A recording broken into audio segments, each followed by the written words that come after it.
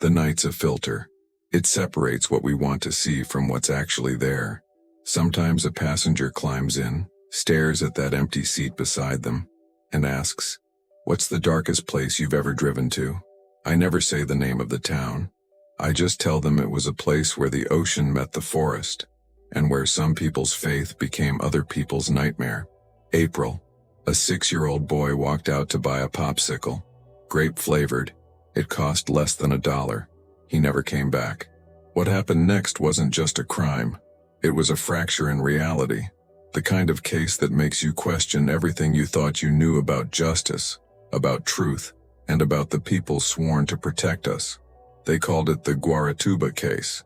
Some call it the biggest judicial scandal in South American history. Buckle up. This ride goes deep. Guaratuba, Brazil, 1992. A coastal town of about 20,000 people, nestled between the Atlantic Ocean and the Serra do Mar mountain range. It was the kind of place where everyone knew everyone, where secrets don't stay buried long, or so people thought. The town had a reputation for tourism and fishing, with beaches that stretched for miles.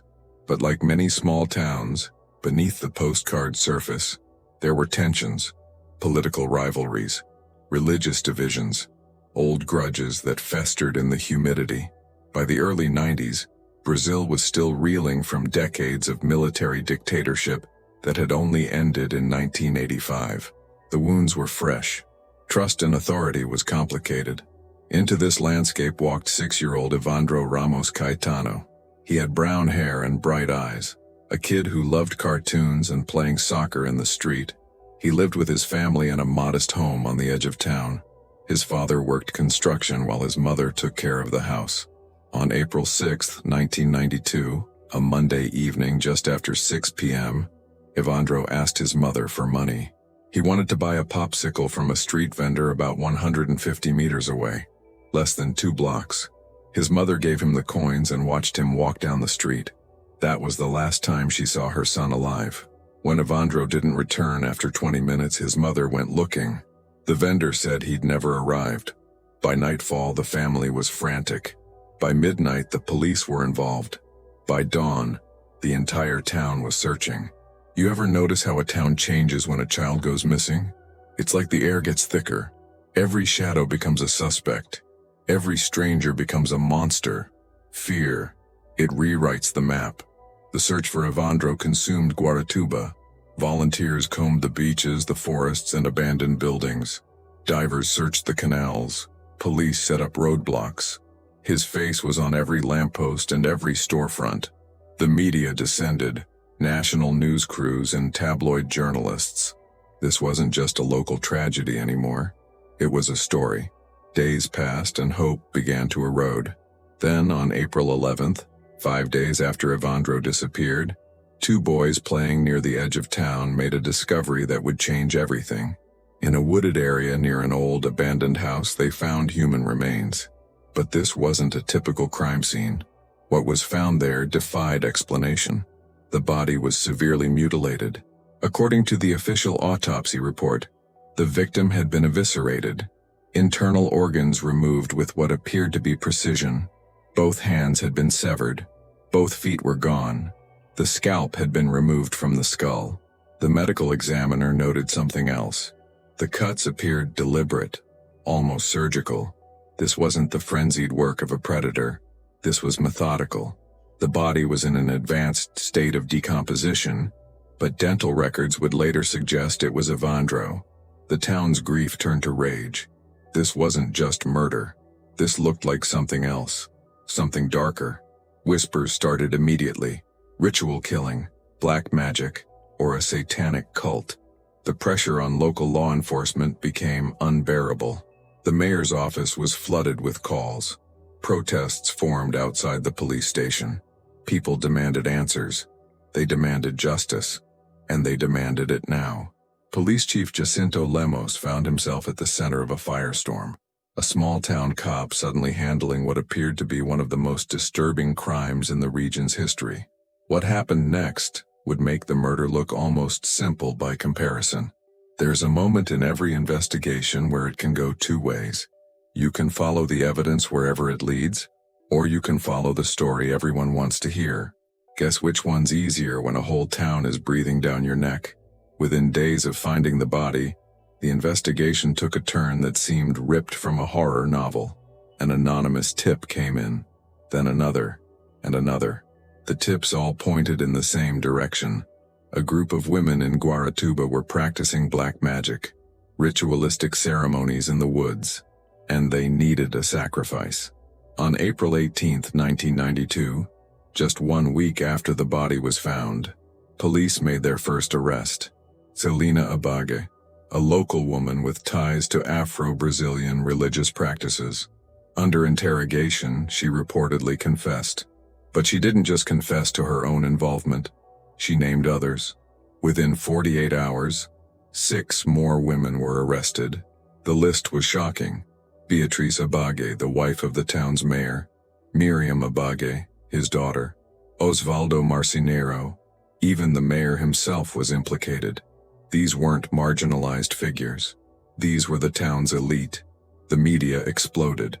Headlines screamed about the 7 witches of Guaratuba and black magic rituals claiming a child's life.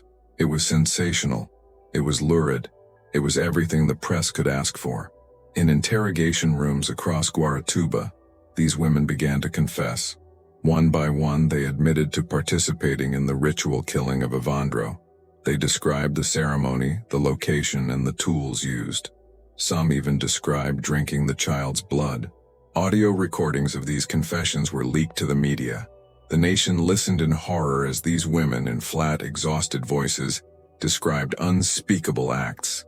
Public opinion solidified immediately. These were monsters. The case was solved. Prosecutors moved quickly, and by 1998, 5 of the accused were convicted and sentenced to lengthy prison terms. Justice, it seemed, had been served, but some people weren't so sure. Defense attorneys noted inconsistencies. The confessions contradicted each other on key details. The timeline didn't match the autopsy findings. Some of the accused had solid alibis that were never properly investigated. And then, there were the rumors. Whispers from inside the police station about what really happened during those interrogations. Stories about pain, about electricity, about being broken. You know what's scarier than a monster? The idea that the people hunting the monster might be worse. That the badge doesn't make you righteous, it just gives you power. And power in the dark, that's when people show you who they really are.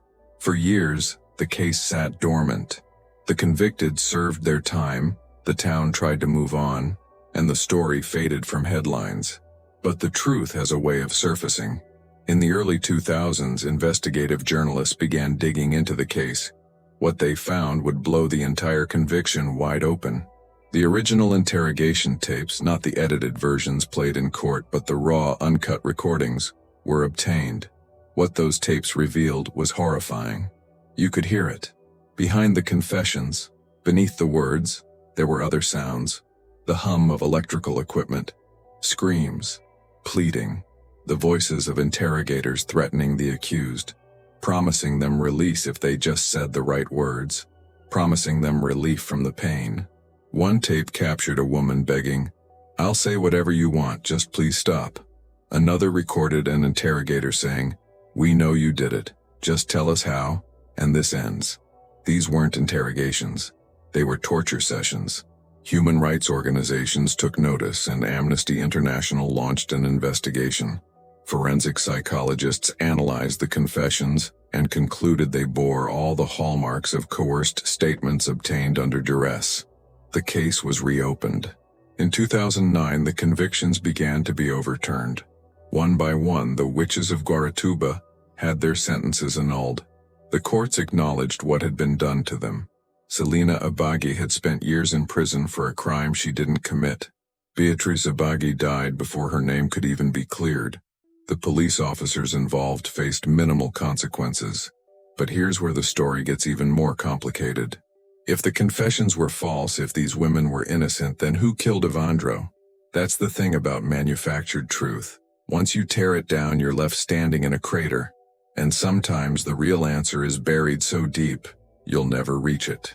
The question stops being, who did it, and becomes, what have we done?